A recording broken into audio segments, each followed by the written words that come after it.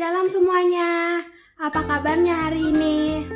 Sebelum kita memulai ibadah sekolah minggu, jangan lupa untuk berpakaian yang rapi dan sudah mandi ya. Jangan lupa juga untuk menyiapkan Alkitab kalian sebelum mendengarkan firman Tuhan. Yuk sama-sama kita memulai ibadah sekolah minggu hari ini. Sebelum kita masuk dalam ibadah, yuk sama-sama kita bersatu dalam doa. Sama-sama kita berdoa. Tuhan, terima kasih untuk hari ini, atas pagi yang indah yang Engkau berikan bagi setiap kami. Sebentar kami mau memuji dan memuliakan nama Tuhan, Tuhan yang pimpin dari awal sampai akhir, biarlah kembali semuanya hanya untuk kemuliaan nama-Mu. Terima kasih Tuhan, dalam nama Tuhan Yesus kami berdoa dan mengucap syukur, sama-sama katakan, amin. Yuk kita langsung aja untuk memuji dan memuliakan nama Tuhan. Ayo adik-adik semua, kita bangkit berdiri, kita mau menyanyi dan menari untuk Tuhan. Sama-sama bertepuk tangan ya.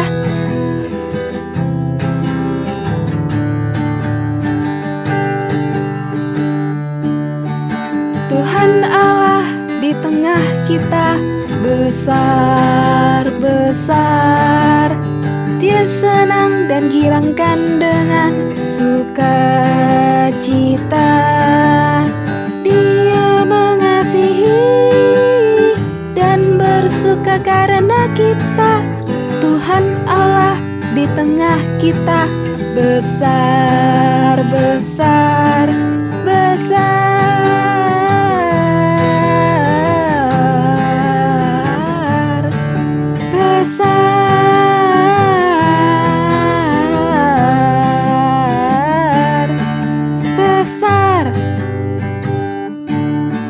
Tuhan Allah di tengah kita, besar-besar. Dia senang dan girangkan dengan sukacita. Dia mengasihi dan bersuka karena kita. Tuhan Allah di tengah kita, besar-besar, besar.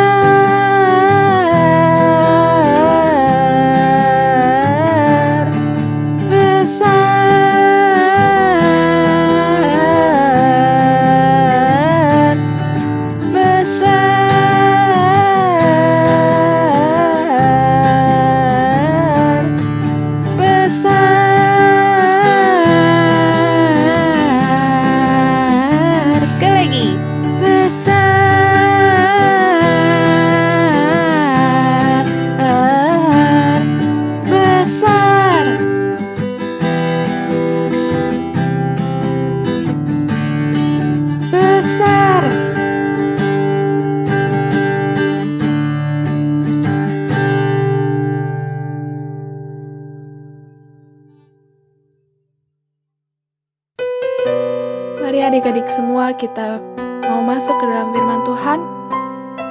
Mari kita satukan hati dan pikiran kita.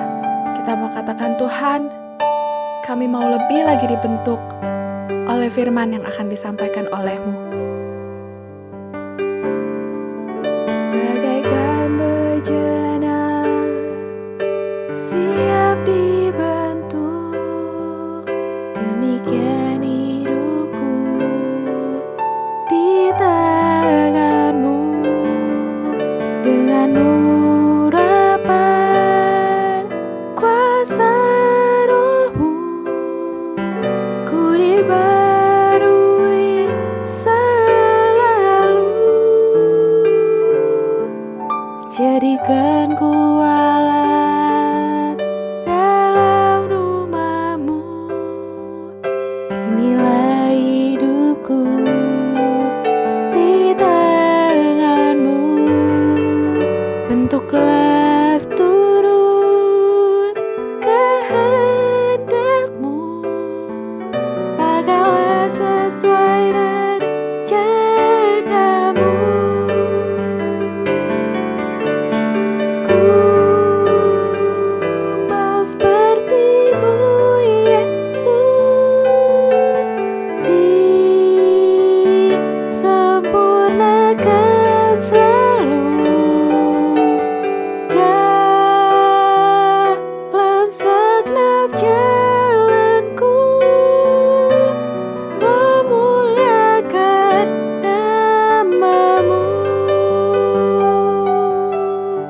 Mari adik-adik semua kita lebih lagi katakan, aku mau lebih dibentuk oleh firman-Mu Tuhan. Bagaikan bejana siap dibentuk, demikian hidupku di tangan-Mu. Dengan urapan kuasa Roh-Mu, ku dibarui selalu. Jadikan ku alat dalam rumah-Mu, inilah hidupku di tangan-Mu. Bentuklah turut kehendak-Mu, pakailah sesuai rencana-Mu. Ku mau seperti-Mu, Yesus, disempurnakan selalu dalam segenap jalanku, memuliakan nama-Mu. Sekali lagi kita katakan, ku mau seperti-Mu. Ku mau seperti-Mu, Yesus, disempurnakan selalu dalam segenap jalanku, memuliakan nama-Mu, memuliakan nama-Mu.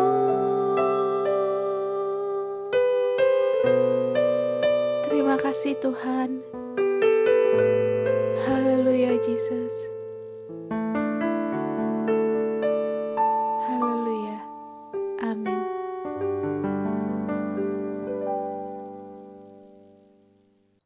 Shalom adik-adik semuanya, apa kabarnya hari ini? Kita bersyukur dan berterima kasih kepada Tuhan karena Tuhan telah menolong kita selama kira-kira sudah 3 bulan. Kita tidak ke gereja, tapi kita bersyukur bahwa Tuhan masih memberikan media untuk kita bisa mendengarkan firman Tuhan melalui online. Oke adik-adik semuanya, yuk sama-sama kita sebelum mendengarkan firman Tuhan, mari kita bersatu dalam doa ya. Sama-sama kita berdoa. Tuhan, terima kasih untuk hari ini, atas hari yang cerah dan indah pada pagi hari ini ya Bapa. Kami bersyukur kalau Engkau memberi kami sekali kesempatan untuk memuji dan memuliakan nama-Mu. Namun Tuhan, sebentar kami mau mendengar sebagian firman-Mu. Kiranya Engkau yang sendiri berbicara kepada kami, biar kami mengerti apa yang Engkau ingin sampaikan melalui setiap firman Tuhan yang disampaikan oleh Cici sekolah minggu kami. Terima kasih Tuhan, dalam nama Tuhan Yesus kami berdoa dan mengucap syukur. Sama-sama katakan amin. Nah adik-adik semua, hari ini firman Tuhan yang akan Cici sampaikan judulnya adalah Hope and Future. Nah adik-adik, mungkin sebagian dari kalian tahu nih apa arti dari Hope and Future. Cici udah tulisin di sini ada harapan dan masa depan. Mungkin adik-adik semua tahu masa depan itu seperti kayak kita berpikir tentang cita-cita kita apa, atau mungkin ke depannya kita mau ngapain. Dan juga kalau harapan adalah keinginan kita, apa yang kita rindukan, apa yang kita pikirkan, aduh pengen ya seperti ini dan sebagainya. Nah adik-adik semua, kita lihat yuk apa sih kebenaran firman Tuhan yang Tuhan ingin sampaikan. Namun sebelumnya kita, Cici mau kasih lihat ini dulu nih. Wah, ada yang tahu nggak film yang sebelah kanan? Itu adalah film Cici dulu kecil. Nah, judulnya adalah Totally Spies. Jadi dari judulnya aja kita bisa tahu ya, kalau mereka ini adalah seorang mata-mata. Jadi mereka seorang remaja yang masih studi, kuliah, tapi mereka punya pekerjaan yaitu menjadi mata-mata. Nah, kalau yang sebelah kiri adik-adik, mungkin sebagian dari kalian sempat nonton nih di tahun lalu di bulan Desember. Judulnya adalah Spies in Disguise. Artinya adalah seorang mata-mata yang dalam penyamaran dan sebagainya ya. Jadi kayaknya filmnya tentang bagaimana mata-matanya ini ada problem, tapi dia harus tetap bisa menjaga profesionalismenya dia menjadi seorang mata-mata. Adik-adik pernah kepikiran nggak pengen jadi mata-mata? Tahukah kalian bahwa di Alkitab sebenarnya ada juga loh cerita yang menceritakan tentang mata-mata.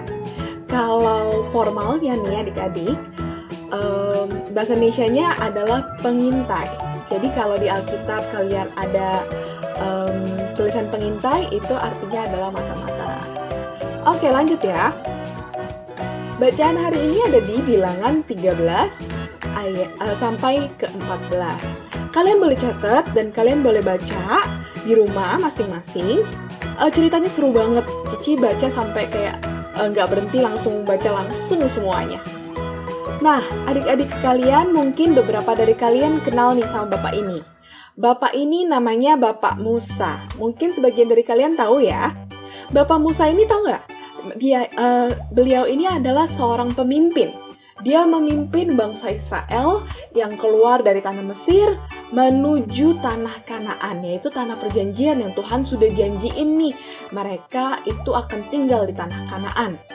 Namun sebelum mereka sampai ke tanah Kanaan ini adik-adik, Tuhan menyuruh 12 orang untuk melihat, atau dalam bahasa Indonesianya mengintai, menjadi mata-mata, untuk melihat keadaan tanah Kanaan itu seperti apa. Nah, Tuhan berfirman kepada Musa, seorang pemimpin ini, berkata begini, suruhlah beberapa orang tiap pemimpin suku mengintai tanah Kanaan. Nah, bangsa Israel itu kan suatu bangsa. Bangsa itu pasti ada keluarga-keluarganya dan ada suku-sukunya. Sama nih di Alkitab juga diberitahu seperti itu.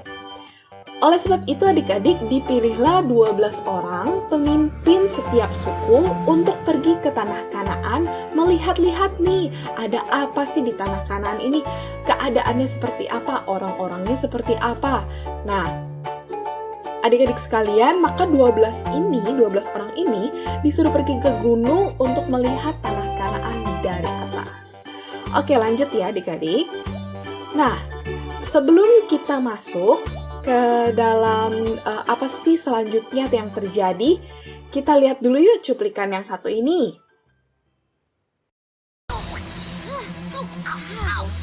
Where are we, Liz? These grapes look amazing. And they taste even better than they look.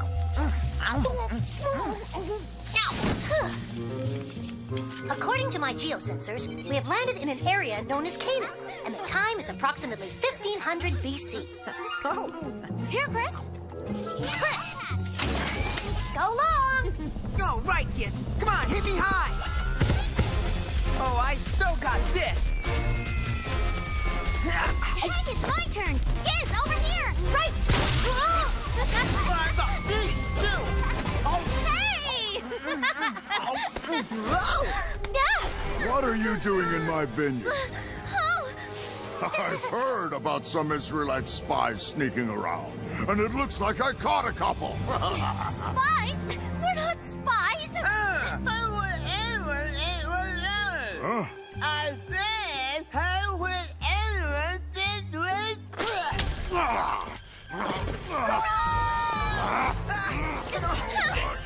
Wait for me! Which way should we go? I'm not sure. Chris! Chris, Joy, guys, where are... Nah, adik-adik sekalian, bagaimana tanah Kanaan? Tanah Kanaan indah banget ya. Dan tadi kita bisa lihat bahwa ada kebun anggur yang anggurnya subur banget, banyak banget. Lalu katanya tadi manis buahnya, pokoknya enak deh gitu. Nah, sama adik-adik. 12 pengintai ini yang Tuhan sudah kirim, yang Musa sudah kirim, ini berkata hal yang sama. Wah, tempatnya indah, tempatnya itu berlimpah susu dan madunya. Tamannya, pokoknya hasil tanahnya itu bagus-bagus. Aduh, tapi sayangnya, orang-orangnya itu tinggi besar. Pokoknya badannya itu, wah, kita tuh kecil banget. Seperti belalang, kecil banget. Kita tinggal disentil aja udah kalah deh gitu. Nah, kalau kalian pengen tahu nih orang-orangnya seperti apa, mungkin dari kalian tahu tentang Goliat dan Daud. Nah, seperti itu. Dia itu adalah keturunan bangsa Enak. Jadi, orang-orangnya itu badannya besar-besar, tinggi. Nah, sedangkan bangsa-bangsa Israel ini kecil-kecil badannya. Lanjut ya. Selain orang-orangnya yang besar, itu kotanya berkubu-kubu. Jadi itu tempatnya besar-besar, tinggi-tinggi. Temboknya tebal-tebal. Pokoknya kita ini tidak bisa masuk ke dalam tanah Kanaan. Tidak bisa. There's no way. Gak bisa. Gak mungkin. Pokoknya kita semua udahlah, gak ada harapan. Tidak ada masa depan buat kita. Kita gak bisa ke tanah Kanaan. Nah, tapi adik-adik sekalian, ada 2 orang yang juga mengintai hal yang sama. Mereka berbicara tentang hal yang sangat berbeda dengan 10 orang yang lainnya. Namanya itu Bapak Yosua dan Bapak Kaleb. Nah, Bapak Yosua dan Bapak Kaleb ini berkata seperti ini adik-adik. Tidak, kita akan maju dan menduduki negeri itu. Sebab kita pasti bisa mengalahkannya. Walaupun badannya besar-besar, kita percaya bahwa kita pasti bisa kok. Tempatnya indah. Tuhan sudah menghendaki kita untuk kita bisa ke tanah Kanaan. Tuhan sudah janji kok kepada kita, pasti bisa deh. Itu kata Bapak Yosua dan Bapak Kaleb. Lanjut. Bapak Yosua dan Bapak Kaleb berkata seperti ini. Hanya jangan memberontak dan jangan takut kepada negeri itu. Sebab ini penting, Tuhan ada di pihak kita. Ia selalu menyertai kita, kata Bapak Kaleb dan juga Bapak Yosua. Namun adik-adik 10 orang yang lainnya itu terus berkata begini, tidak mungkin, kita tidak mungkin bisa. Dan kita masih kalah deh, kita itu seperti belalang, kecil sekali bagi mereka. Tidak mungkin kita bisa tinggal di tanah Kanaan. Lalu bangsa Israel ini mulai ragu atau feeling doubt gitu, kayak aduh nggak mungkin nih. Bener juga kata 10 orang. 10 lawan 2 yang menang 10. Maka bangsa Israel lebih percaya sama 10 orang ini. Padahal Tuhan sudah berkata bahwa Tuhan janji dan Tuhan menghendaki. Tapi mereka tidak percaya loh adik-adik. Maka Bapak Yosua dan Bapak Kaleb udah gak bisa ngapa-ngapain lagi. Ya udahlah, terserah kalian. Bagaimana? Kalau kalian tidak percaya kepada Tuhan, ya sudah gitu. Maka Tuhan sedih adik-adik di sini. Tuhan menghukum bangsa Israel sehingga apa yang terjadi? Yang terjadi adalah yang berhasil masuk ke dalam tanah Kanaan cuman Bapak Yosua dan Bapak Kaleb. Musa pun tidak bisa masuk ke sana adik-adik, ke tanah Kanaan. Kenapa ya bangsa Israel dan Musa tidak masuk ke tanah Kanaan? Sebab ketidakpercayaannya kepada Allah. Jadi mereka itu nggak percaya sama Tuhan. Bahwa Tuhan padahal sudah berjanji dan Tuhan sudah menghendaki mereka ke tanah Kanaan. Nah adik-adik, seringkali kita seperti itu. Kita seringkali melihat bahwa masalah kita, ketakutan kita, dan sebagainya itu lebih besar daripada Tuhan kita. Jadi kita lebih sering melihat, tidak mungkin, tidak bisa. Contoh ya, misalnya, kalian mau ikut lomba, Tapi saingannya itu banyak banget, badannya lebih besar dari kalian, atau mungkin mereka lebih cepat, atau mungkin mereka lebih pintar. Padahal Tuhan sudah menghendaki dengan cara kalian lolos dari seleksi, dan kalian bisa masuk menuju ke tahap berikutnya. Hal itu juga Tuhan sudah kehendaki loh adik-adik. Tuhan sudah janji bahwa Tuhan sudah bukakan jalan buat kalian bisa masuk ke pertandingan itu. Sama kayak bangsa Israel dan Bapak Yosua dan Kaleb. Seringkali kita seperti bangsa Israel yang lebih percaya sama omongan orang bahwa ketakutan kita, masalah kita tidak mungkin bisa diselesaikan dan kita tidak mungkin bisa hadapi. Tapi kita mau belajar dari Bapak Yosua dan Bapak Kaleb hari ini, yaitu percaya bahwa Tuhan lebih hebat daripada masalah, daripada ketakutan dan rintangan yang kita hadapi. Apapun itu adik-adik, mau kita ada di rumah, tantangannya berat, contohnya adalah banyak godaan nih, harus belajar tapi ada tontonan. Kita selalu harus fokus sama sesuatu yang Tuhan sudah janjikan dan Tuhan sudah berikan. Responsible apa atau tanggung jawab apa yang Tuhan sudah berikan kepada kita. Nah, selain itu adik-adik, kita juga bisa belajar dari Bapak Yosua dan Kaleb, yaitu bagaimana kita harus fokus kepada janji dan kehendak yang Tuhan sudah berikan bagi setiap kita. Percaya bahwa Tuhan akan terus menyertai dan selalu beserta dengan kita adik-adik. Nah, kita buka ya di Amsal 23 ayat 18. Sama-sama kita baca. 1, 2, 3. Karena masa depan sungguh ada dan harapanmu tidak akan hilang. Sekali lagi ya, biar hafal. 1, 2, 3. Karena masa depan sungguh ada dan harapanmu tidak akan hilang.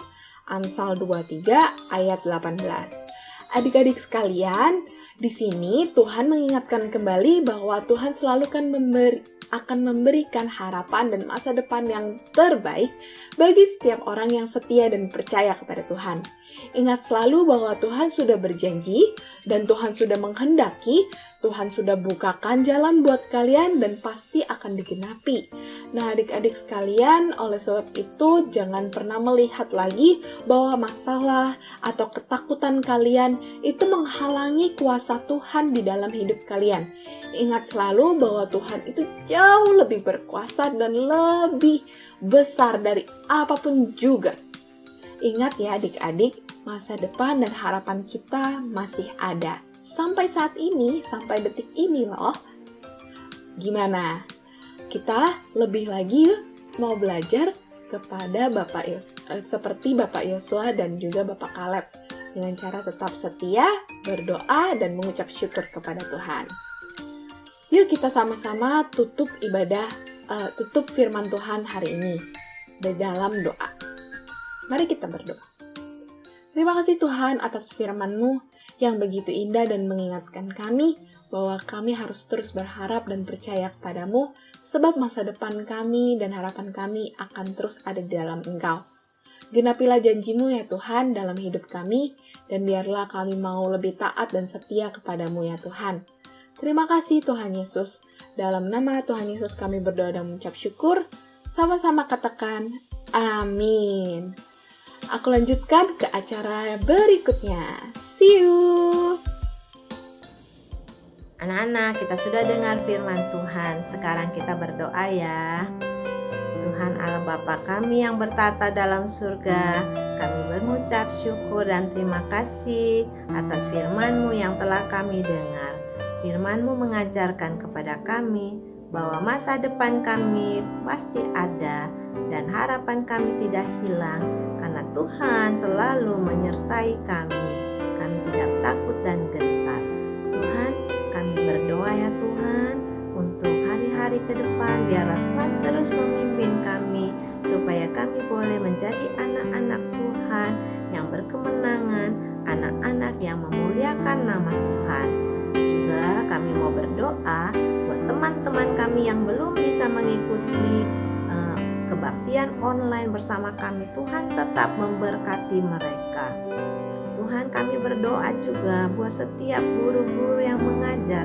Biarlah Tuhan tolong guru-guru, berikan hikmat-Mu untuk dapat dipakai oleh mereka dalam memberitakan kabar sukacita ini. Terima kasih Tuhan. Kami berdoa buat teman yang kurang sehat, yang sakit, yang lemah tubuh. Mari Tuhan jamah mereka. Berikan mereka kesembuhan daripada Tuhan, sehingga mereka juga dapat memuliakan Tuhan. Terima kasih Tuhan. Terpuji namamu. Di dalam nama Tuhan Yesus, kami sudah berdoa dan bersyukur. Amin.